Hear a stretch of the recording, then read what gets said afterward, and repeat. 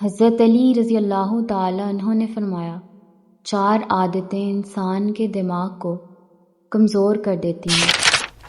حضرت علی رضی اللہ تعالیٰ عنہ سے پوچھا گیا کہ وہ کون سی عادتیں ہیں جو انسان کے دماغ کو کمزور کر دیتی ہیں۔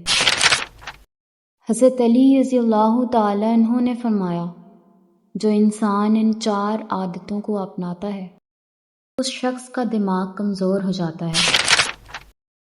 نمبر 1، جو بار بار تیز آواز سنتا ہے یا بار بار زور سے بات کرتا ہے۔ نمبر 2، جو انسان تھوڑی تھوڑی دیر بعد کھانا کھاتا ہے تو اس کا دماغ بھی کمزور ہو جاتا ہے۔